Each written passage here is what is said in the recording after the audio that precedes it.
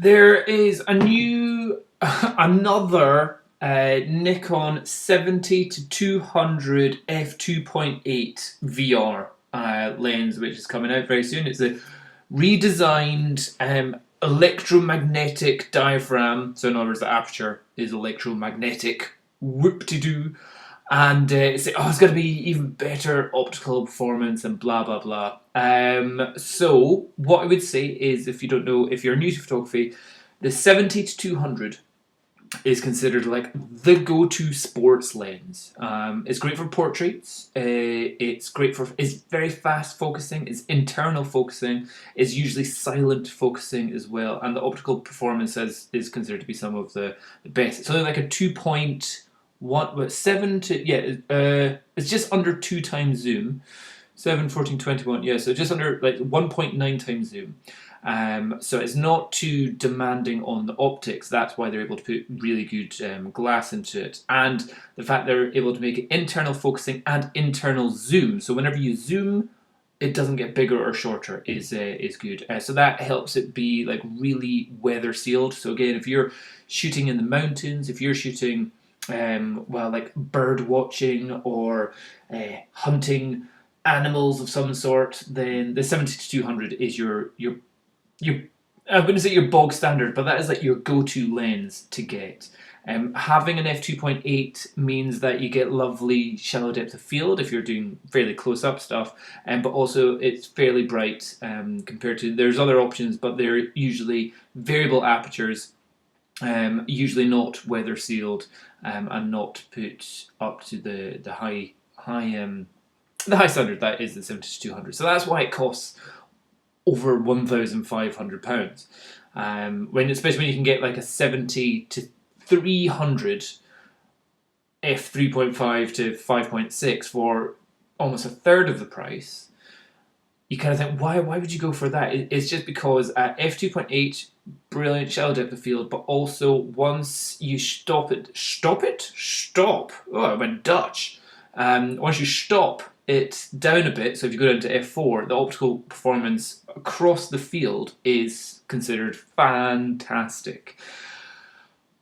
But here's the big but: it's like, why would you bother buying another one or a new one, or why would you upgrade? The current one, the version 2 with VR is fantastic. It is a fantastic lens. It is ridiculously expensive. It's £1,769. You can see that you can possibly get it cheaper, but it's saying its RRP is £2,000 plus. If you're doing a lot of sports, then and you're making money from it, then yeah, it's the kind of lens to get. What I would advise is you're never going to see somebody having one which buying secondhand, people will go, oh, that's clearly secondhand. The optical quality isn't that good. You don't need to buy it new. There's quite a lot of people selling all their DSLR kit, and a lot of the 70-200s. Version 1, version 2 will be going online for secondhand prices. So far more likely to be around the maybe £1,000 for the version 2, and the version 1, which had quite a lot of vignetting at f2.8, that's to be said.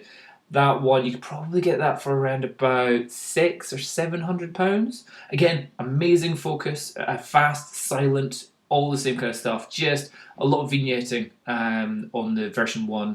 Version 2 definitely got rid of that. Some people complained about the version 2 having a lot of focus breathing. So if you are shooting at things close to you, the focal length effectively wasn't the full 200 millimeters. It was they said it was almost like a shorter focal length when you're shooting at things closer to you, but zoomed into 200 millimeters. So that's called focal breathing going on there. And you can see that if you're doing video or you're looking to the live view, if you have it fully zoomed out to 200 millimeters and then you turn the focus, so it goes from blurry to sharp, but what you'll see is also the image kind of slightly moving as well. So that was one of the problems. So hopefully the new improved optics, maybe it will have that, something which I wouldn't be going out and pre-ordering this for that, especially with the new price. Oh yeah, $2,800. And if you're in the UK, the pound has plummeted against the dollar. with our higher taxes. Actually, that's $2,800. I wonder if that's before tax. Oh, that could be about that. So anyway, in the UK, it will probably be just under £3,000 sterling. Oh, ouch! That's quite a painful one, and I cannot recommend anybody go pre-order, put in nobody's itching to go get this newly developed one, because currently the version 2 is fantastic. Secondhand versions are on the market and vastly cheaper, and they last. These are lenses which don't break down. They are made to be workhorses. So the only reason people are selling them is because they are moving to a different system. They're moving from Nikon to Canon, or they're just completely giving up digital SLRs and they're going to either mirrorless or micro four thirds or something like that. It worked on both APS-C and full frame. So APS-C, you've got a little bit kind of longer reach with it, up to like 270 millimeters or something, and it's a great lens. However, there are other options even in the Nikon company. There's the f4. So hold on, is there yes, but f4, it doesn't look as sexy as f2.8. Everyone knows f2.8 if it looks good, it takes good photos. But the f4 also had VR in it and was considered to be optically fan-frickin-tastic, and it was a lot smaller and a lot lighter. So again, if you're somebody who's going to be hiking up mountains, going for big, long 20-kilometer walks around lakes to try and find seabirds or something, possibly you're not going to be shooting at f2.8 anyway, because you might be shooting it in good light, but also you might want the extra depth of field just in case the bird or the animal is moving, and shooting at 2.8, maybe it'll be too shallow for you. So you'll probably be shooting at f4. And effectively the 7200 f4 VR was fantastic, and they're saying this. So this one's under £1,000. So you're saving around about £800 compared to the f2.8, and compared to the potentially new one, you're saving like £2,000. So if you're doing weddings, go for the 2.8. If you're shooting animals outside in daylight, go for the f4, especially if you're walking around with it. If you're doing portraits, I would say probably go for the f2.8 as well. But then you're probably still going to be stopping it down to f4.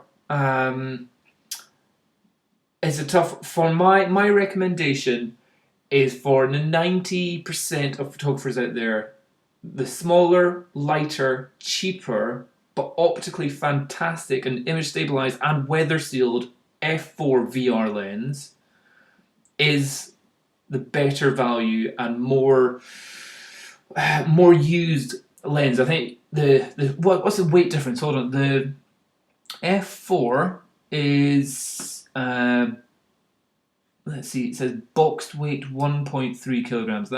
Is that right? Boxed weight 1.3 kilograms. I don't think it's as heavy as that. Oh no.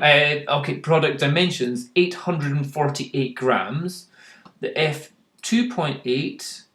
Let's see, that one is 1.5 kilograms. Oh, yes, you're adding an extra 600 grams, which to many of us big, burly, strong men or big, burly, strong women who take photos, that 600 grams means nothing to us. But if you're shooting a wedding, you're going to develop one giant arm. And because 600 grams over the course of a 5, 6, 7, 8, 10-hour wedding, even if it's just hanging around your neck, that adds up. That adds up substantially. So, and also if you're carrying your rucksack where you've got another 4 or 5 lenses in it, it's going to get pretty sore on your back. You're going to get tired a lot quicker, and the f2.8 takes up more zoom in your bag, so you've got less opportunity to put other lenses in there. So yeah, for me, my recommendation for 90% of photographers out there, the f4 version 1, well, there's VR2. It was all VR. It was all vibration reduction. But the f4, I think, is the definite win. And if you can get that second hand for around about 700,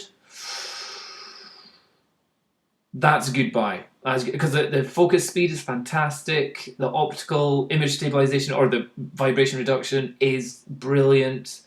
and the weather sealing is good. So yeah, if you're doing sports outside, yeah, go for the f4. That's my advice. So yeah, don't be tempted by the new redesigned electromagnetic blah blah blah blah blah. Because even if you are doing video and you're looking through live view, the electromagnetic aperture or diaphragm is not as useful as saving about $1,000 or £1,000. Yeah, save yourself £1,000 and get a lens which is equally optically as good and possibly smaller and lighter. That's my tips. Hope that helps. Bye bye.